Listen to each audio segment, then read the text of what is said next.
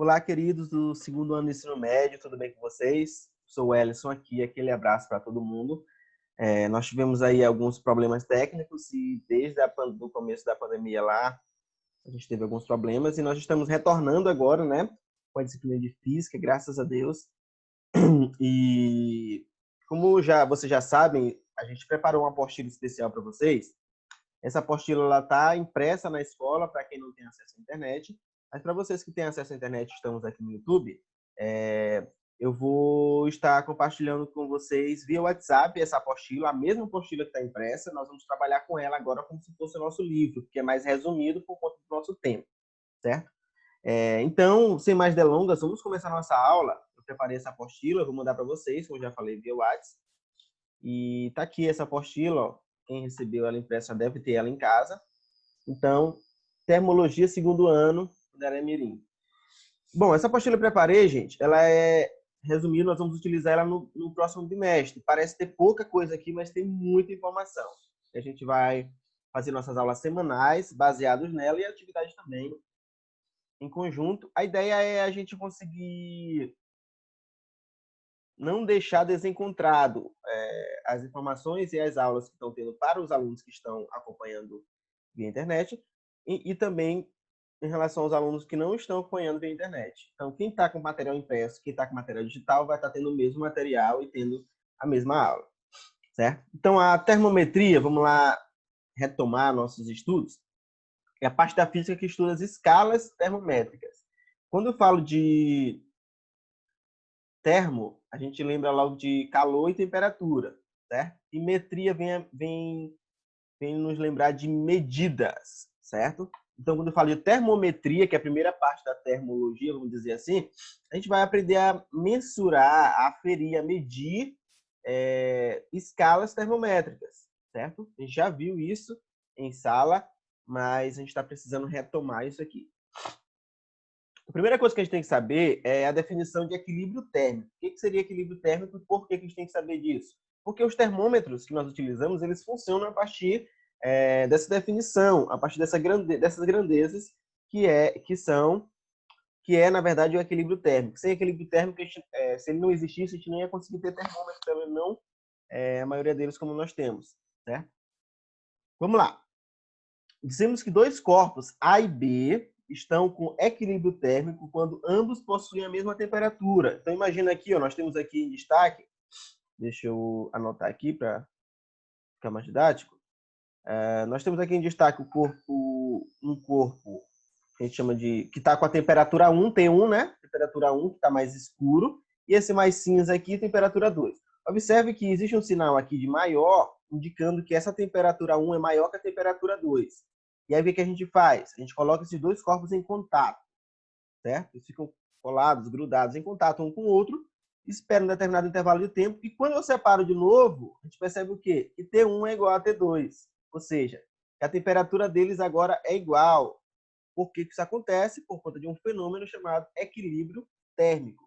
Por a natureza mesmo já consegue produzir isso. Toda vez que eu tenho um corpo de maior temperatura com um corpo de menor temperatura e coloco eles em contato, não é só contato, nós vamos ver em breve processo de transmissão de calor, mas se eu colocar, por exemplo, em contato, aquele que tem maior temperatura, ele vai ceder calor, vai ceder energia para esse de menor temperatura. O que tinha menor, maior temperatura, menor temperatura. O que tinha maior temperatura começa a ceder calor, como ele perde energia, ele vai abaixando a temperatura. Esse outro recebe calor, vai aumentando a temperatura, até que eles ficam equilibrados. E quando eles chegam aqui, ó, no equilíbrio total, com a temperatura exatamente igual, eles param de transmitir energia térmica de um para o outro. Deixa de ter calor. É claro que na prática isso aqui é praticamente impossível de acontecer, porque sempre é uma variação minúscula de temperatura. Mas basicamente é isso que funciona, tá? É assim que funciona. Isso é equilíbrio térmico. Acho que deu para entender aí. Qualquer dúvida, estamos à disposição. E aí é o seguinte, como que a gente faz a graduação de um termômetro? Como é que se constrói um termômetro? Qual é o princípio de funcionamento dele? A escala termométrica é baseada em dois pontos fixos, isto é, dois estados térmicos que a temperatura se mantém constante. Primeiro ponto fixo, ponto de gelo. Segundo ponto fixo, o ponto de vapor. É claro, gente, que, dependendo do termômetro, eu posso pegar um elemento químico como base. E é muito comum nós utilizarmos a água. A escala Celsius, por exemplo, que é mais comum que a gente usa aqui no Brasil, essa escala ela usa como base a água e os pontos de fusão e ebulição da água. Ou seja, a 0 graus Celsius, a água ela vira gelo, e a 100 graus Celsius a água evapora. Entre 0 e 100 a água está no estado líquido, e aí eu consigo ter uma base de que temperatura é essa. É claro que existem variações. A água, especificamente, existe uma variaçãozinha de 4 graus Celsius em média, que a gente chama de anomalia da água. Vamos ver isso depois também. Tá? Essa primeira informação aqui é para fins didáticos. Então, vamos lá. Quando eu falo de primeiro ponto fixo, é o ponto de fusão do gelo sob pressão normal. Então, vocês veem muito em química aquelas letras CN, TP, significa condições normais de temperatura e pressão. Então, em condições normais, a 0 graus Celsius, o gelo ele vai lá, o gelo começa a derreter. Aumentando 0, 1, 2, 3, o gelo começa a derreter e vira líquido, mais ou menos isso. E o ponto de ebulição, quando nós temos água, você vai lá, sua mãe vai lá, faz um café. Você vai lá botar água na panela e no fogo, é claro. E aí, depois de 100 graus Celsius, vê se está fervendo. Você começa a perceber que a água está se movimentando e começa a evaporar. Isso quer dizer que a água está a 100 graus Celsius, certo?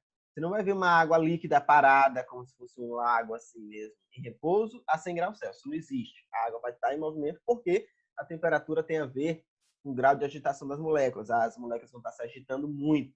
E a gente vai conseguir ver isso a olho nu, porque as ligações termoleculares da água elas são relativamente frágeis, são ligações de pontos de hidrogênio, vocês vão ver isso em química, beleza? Então vamos lá.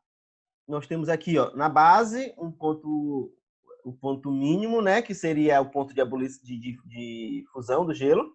E aí nós temos aqui, ó, em cima, que eu vou chamar de TV, que é o ponto de ebulição. Então, TG seria aqui o ponto de fusão do gelo e TV seria aqui o ponto de ebulição. Ou seja, a partir daqui 100 graus Celsius, a partir daqui 0 graus Celsius. E aí eu posso pegar e dividir essa escala aqui, ó, em 100 partes iguais. Porque esse aqui é 0 e aqui é 100, eu posso dividir em 100 partes iguais e está feito o meu termômetro.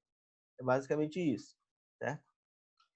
Só que é o seguinte, cada um de nós podemos fazer termômetros. Como eu já falei, a escala Celsius geralmente ela é baseada na água, mas eu posso fazer um termômetro baseado em qualquer elemento químico. Eu posso utilizar até o meu corpo como base para me saber, para me construir um termômetro, certo? Então, assim, existem algumas escalas que são mais comuns para a gente medir temperatura no mundo, em geral, no mundo globalizado. Existe uma escala que é científica, que a gente vai usar na ciência. Então, se você usa ela aqui no Brasil, você usa nos Estados Unidos, você usa no Oriente, em todo o Ocidente e tudo mais. Você vai para a estação espacial, lá estão usando lá a escala Kelvin. Não vou falar sobre ela já já. Mas no Brasil, por exemplo, no geral, a gente trabalha mais com uma outra escala, que ela é centígrada, ou seja, ela tem uma variação de 100 entre o ponto de fusão e ebulição da água, de 100 unidades. Isso é uma escala centígrada, tá? Que é a escala Celsius. Tá? Atualmente, a escala mais usada é a escala Celsius, que adota os valores de 0 para o ponto de gelo e 100 para o ponto de vapor. Tanto que a gente já se acostumou. Quando tu ouve falar em escala Fahrenheit e escala Kelvin, já fica um pouco menos à vontade, porque você não entende tão bem. Então, por exemplo, você está... Santo Inês, eu estou aqui em Santo Inês, gente, tudo derretendo. Certo? Acabei de tomar banho, mas tudo derretendo. Porque nós estamos aqui a 35 graus, eu acredito, talvez outro dia chegou a 40 graus.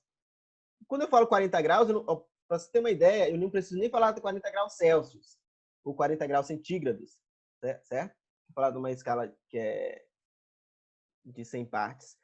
Por quê? Porque a escala Celsius ela é tão utilizada que ela já virou referência. Então, quando eu falo 100 graus, todo mundo já sabe que é a escala Celsius, certo? Como eu falei, ela é mais utilizada. Só que é o seguinte, isso no Brasil, se eu for, por exemplo, lá para os Estados Unidos, passar férias, lá as escalas mais utilizadas, a escala mais utilizada lá é a escala Fahrenheit, tá? Fahrenheit. Essa escala, ela geralmente é utilizada em países de língua inglesa. E é claro que a maior referência de país de língua inglesa para a gente são os Estados Unidos, mas existem outros países de língua inglesa, todo mundo sabe disso, né? Certo. Então vamos lá.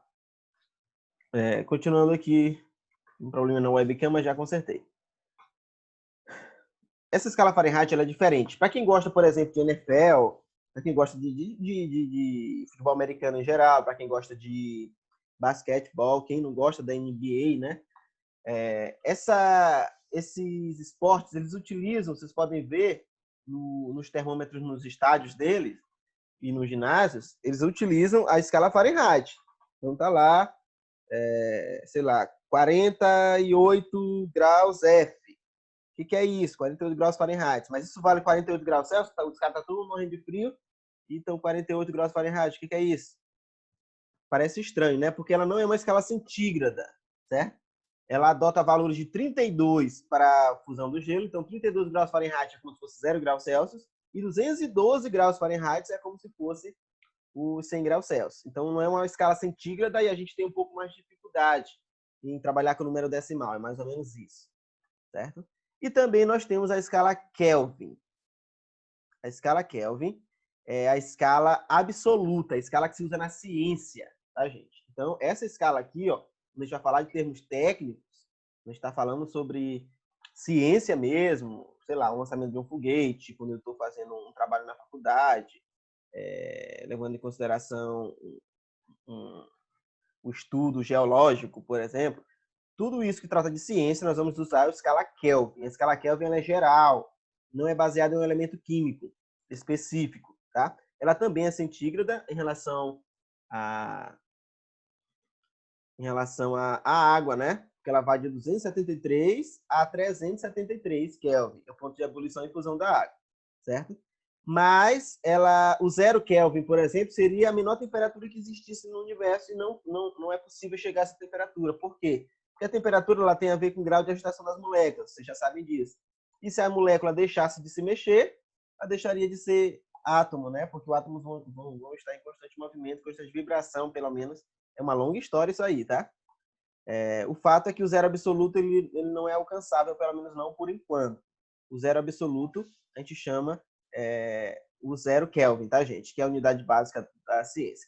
Nós vamos ficando por aqui hoje, porque é muita informação e eu queria que vocês focassem nessa aula para estudar as 3 escalas termométricas. Quais as diferenças entre elas, quais são as semelhanças entre elas. Então, nós temos a escala Celsius, que é mais utilizada no Brasil, no mundo em geral. A escala Celsius vai de 0 a 100 graus, que é o ponto de fusão e ebulição da água. Nós temos a escala Fahrenheit, que é utilizada em países de língua inglesa, certo? Que varia entre 32 e 212, 32 graus Celsius, graus Fahrenheit, desculpa, seria o ponto de fusão da água, e o ponto de ebulição da água seria 212 graus Fahrenheit. Já a escala Celsius, ela abrange todos os elementos químicos e vai de 273 com o ponto de fusão da água e 373. Na verdade, mais especificamente, é 273,7 ou 0,9, mas esse vírgula aí a gente vai deixar para uma outra aula mais específica, tá? Gente, nós vamos ficar por aqui hoje. Nossas aulas elas serão semanais. Hoje a atividade de vocês vai ser apenas fazer um resumo, uma espécie de resenha sobre a aula. Então, você vai escrever lá o que é a escala Celsius, o que é a escala Fahrenheit, o que é a escala Kelvin, onde que é o ponto de fusão da água de cada uma delas e aonde que ela é mais utilizada, certo? Um grande abraço para todo mundo. Qualquer dúvida, estamos aqui. Tchau, tchau, gente.